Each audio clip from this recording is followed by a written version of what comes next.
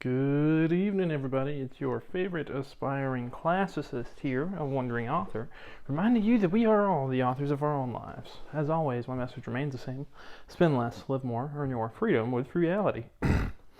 And today we're going to be moving on to Chapter 6 of Book 5 of Aristotle's Nicomachean Ethics. What makes you unjust exactly? We've kind of spoken about justice and injustice, but since we can see that men may commit unjust acts without being unjust, what is it exactly that distinguishes those actions that from ones that actually make you unjust?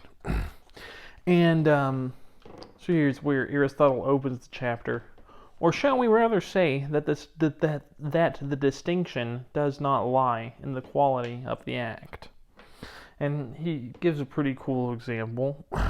For a man may have intercourse with a woman, knowing who she is, yet not from the motive of deliberate choice, but under the influence of passion. In such case, though he has committed injustice, he is not an unjust man. So, for Aristotle at least, it matters the reason or intention behind an action. And that is what determines whether it really makes you unjust or whether you just accidentally or passionately committed an injustice. But we must not forget that the subject of our investigation is at once justice in the absolute sense and political justice. And Aristotle clarifies to say that political justice means justice as between free and equal persons living a common life for the purpose of satisfying their needs. Now, he goes on to talk about master and slave and husband and wife, and it really shows the age of some of these of some of his work. But he does talk about the administration of the law, and that means the discrimination of what is just and unjust. So if you work with the law, then your job, technically, at least according to Aristotle, should be to discriminate between just and unjust things.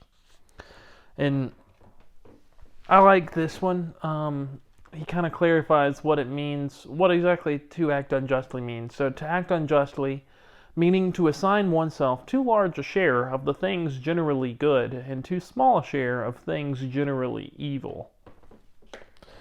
And then he goes on to talk about how this impacts our legal system.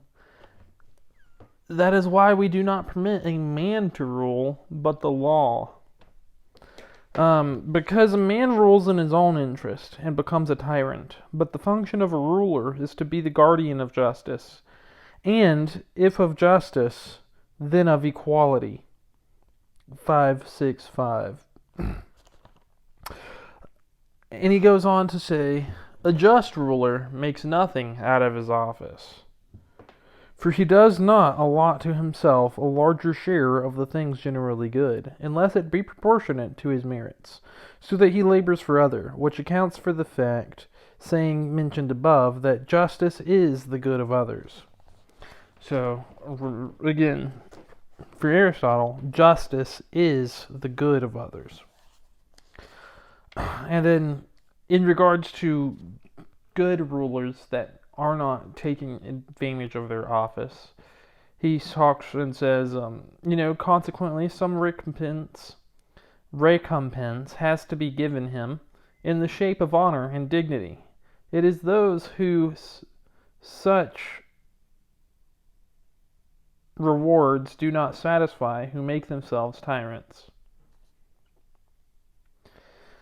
So, a tyrant is somebody who is a ruler that can't be satisfied with the honor of office. Hence, justice exists in a fuller degree between husband and wife than between father and child. And that's how he ends that chapter. So, yeah, I agree with most of what he's saying here. I think it matters a lot the reason that somebody's doing something. And that can probably determine whether they are just or unjust, or what I would say a good or bad person. Uh, I can be pretty straightforward like that. Um, and then the most shocking thing to me, regardless of what chapter we're on, is how much what Aristotle has to say is still applicable to our modern day today.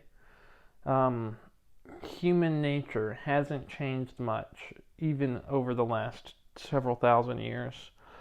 Uh, I mean, we all have iPhones and stuff now. Aristotle wouldn't have recognized those, but he would have absolutely recognized like the political scene and all like the competition for office, the corruption, everything that's been going on. Um, he probably wouldn't have liked it either. Anyways, that's pretty much all I've got for you guys today. What makes you unjust is the intention behind your actions. If you are committing them intentionally, then you're probably not a good person. And that makes a lot of sense. So, that's all I've got for you guys today. This is a wandering author here. Um, what are you all doing in order to inspire, uplift, and empower your local community today? Because this world isn't changing unless we all do our part. And you can count on me to do mine daily. Until next time, love y'all.